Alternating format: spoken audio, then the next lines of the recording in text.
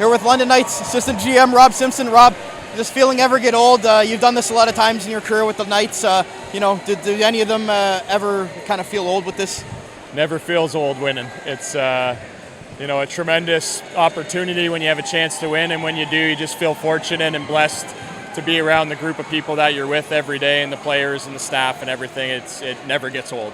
We talked coming into the series about you knew that this Oshawa team was going to be different than last year. They gave you guys a run. There were points and stretches in the series. They won the first game from you guys, and then you were able to win 4 straight. Talk about how different it was this year around, and knowing that the other team was hungry over there. Yeah, you knew they wanted to come back and kind of atone for last season and going out 4 straight. And the series was 5 games, but it could have been either way. It could have easily went 7. I think we had some timely goaltending from Austin, and we had some bounces go our way. And obviously Casper Haltonen gets hot at the right time and just started scoring at will. So it's pretty special. And you know what? They have a really great team. Over on their side, I think any team, both of us could have went to the Memorial Cup there based on the rosters and how we played. Where did you guys find Casper Haltonen in the import draft? I mean, I'm sure, obviously being a San Jose Sharks second rounder, but what did you guys see in him, and why did you think that he was going to be such a dynamic player at this level to bring him into this room and this culture? Well, you always need goal scoring. You always need guys that can put the puck in the net, and he was ranked, back then really high in that upcoming draft, and he's a big power forward that could just shoot the lights out of the puck, and right-handed as well, which sets up a lot of options on your power play, and a lot of times you want to couple those guys with we like those elite passers and playmakers and skaters. So, we just saw so much upside there, but he's put in a lot of work to get where he's at. And, it's amazing to see him over here. His whole family's over here right now from Finland. So it's a pretty special moment for him. I remember talking to you last season when you guys celebrated on Oshawa's ice, and you guys have celebrated a lot on the road. How good is it to do this in front of the 9,000 Knights Kingdom here and do it with all the friends and family in attendance? I mean, I'm sure they're special, but to win it here in London, how much does that mean to your guys? It's huge. Our fans they're amazing. Even at the end there when we score the empty netter and then the whole crowd starts chanting, go London, go. Like, this is things that these players and us will remember forever. So we're really fortunate that we have this, the community support as we do, and that's why we always want to say thank you for all they do. And lastly, a lot of this core is going to graduate on to do great things at pro hockey. You talk about the Bonks, the Cowans, Barkey being able to come back and play in this series. For the next group of London Knights that are going to come through, just how important and how valuable is this core going to be for you guys to show the new guys that come in for the next era about what to expect from being a London Knight?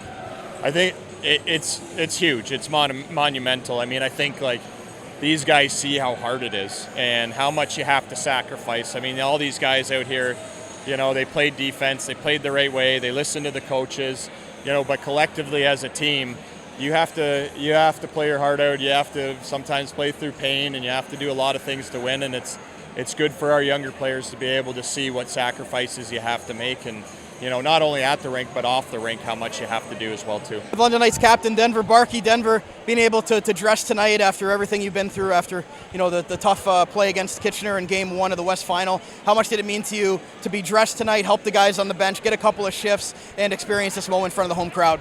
It meant everything. These guys gave me a chance to come back. It was on home ice, and I couldn't say no. I was excited, and just grateful that these guys rallied around me when I went down with an injury, and everyone raised their games. Guys stepped up. Just super proud of everyone.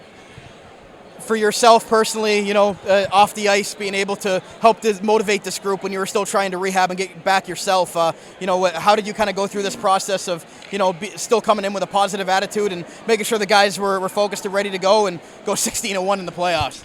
Yeah, I think we had a lot of guys, a lot of different leaders, other guys that, I had all my trust in to lead this team. And when I went down, I wasn't worried. I just want to control what I control, show up to the rink every day, show these guys that, I'm working my ass off to get back for them. And they did their job. They gave me a chance to come back, and just super grateful, and it was super surreal experience, and just playing today and just being with the guys and winning was awesome. Being able to win back-to-back is special. Being able to win in front of your home crowd is special.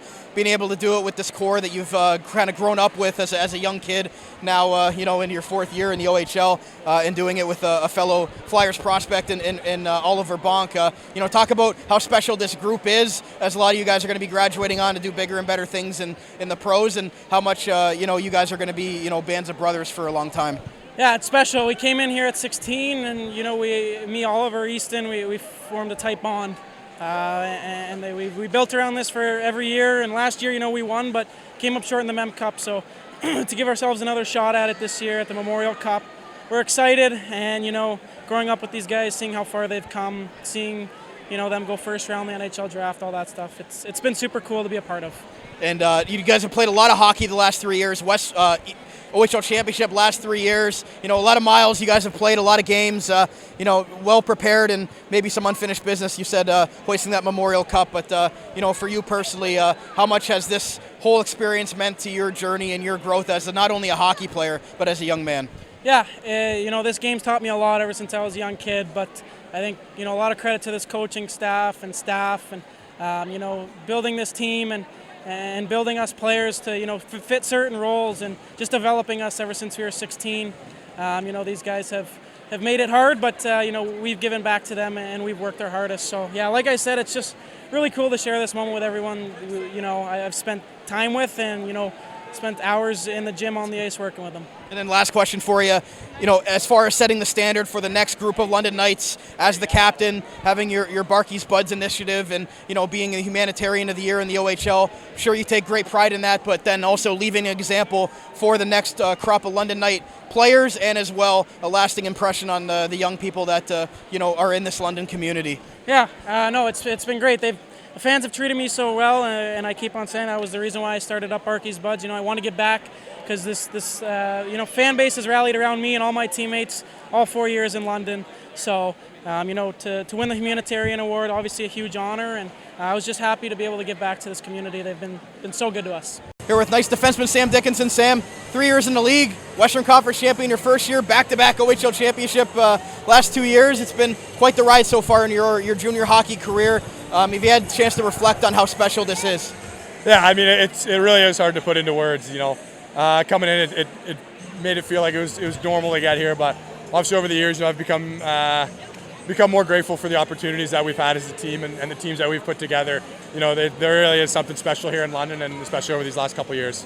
Talked to you a few times about looking forward to San Jose, but you guys were all bought in. You guys all had NHL affiliation, but you talked about winning in London. Didn't really want to talk about anything to do with the future. So just how important was that, and how much did that reflect through the room with the top guys like Cowan and Barkey and yourself? Knowing that you still had some unfinished business here in London.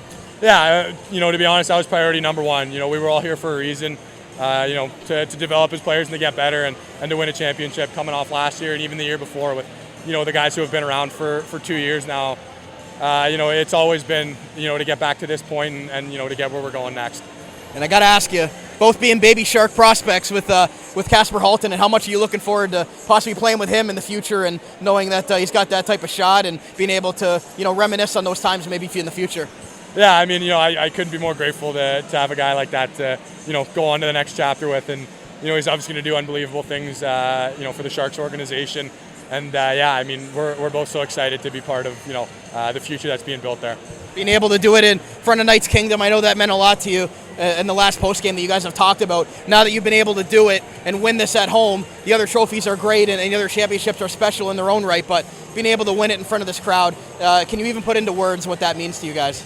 It really is hard to. I mean, this fan base, this city has given not only myself but this whole team so much. So, to be able to give them a win here on home ice just makes it that much more special.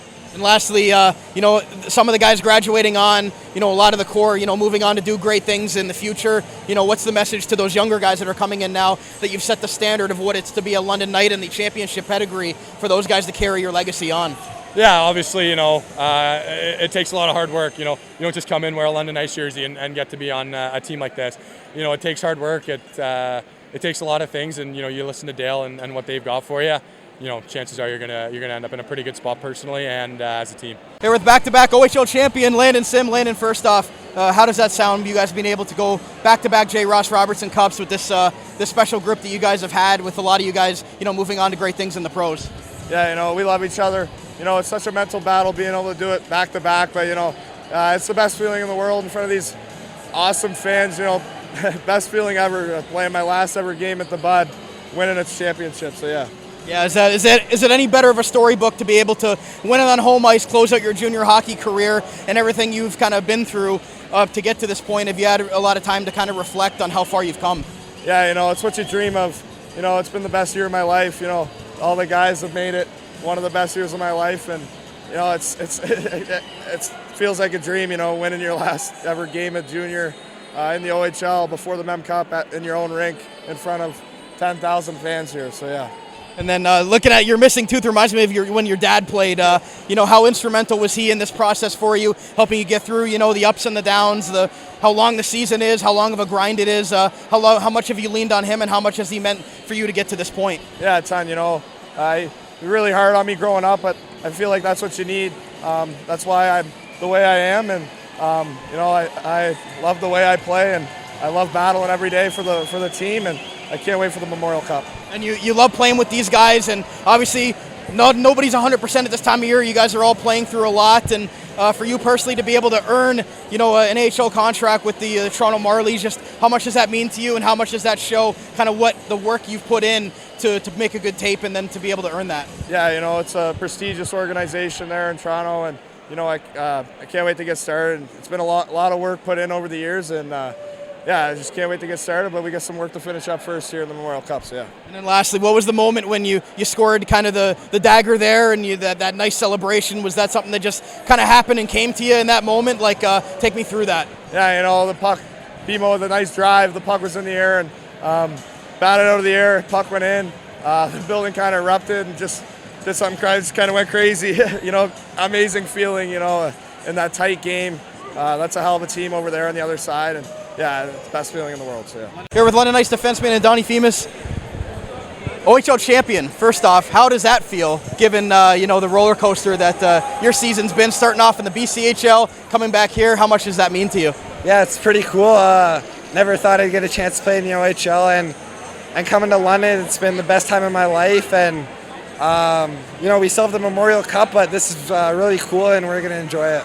How much did it mean to you now with the NCAA agreement, committed to Vermont, and then being able to come here to London with a great program here? What did you learn in your time here that you're going to take with you as you move on to the NCAA? Yeah, our coaches are amazing. Learn stuff every day, and I'm really grateful for them. They teach us how to play more of a pro game, so I'm going to use that going into college and then hopefully after that too. How much has your brother Pano meant to you in this process? Obviously, graduating on himself to Notre Dame, but how much has he helped younger brother get to this point and be able to make you a better player? Yeah, he's meant everything. He taught me the ropes on the league, how to take care of my body and how to approach each day. So I can't thank him enough.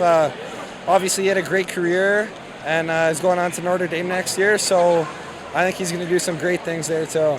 And then lastly, just talk about, you guys, the road to get here, obviously going, 16-1 in the playoffs, pretty incredible to do. How much did everybody buy into the program here and being able to have such a historic run to the OHL Championship? Yeah, the buy-in was awesome. No one put themselves above the team, which was great. Our top players were our top players, and our depth really showed up throughout the playoffs. So all in all, really happy with it. You're listening to the Armchair GM Sports Network.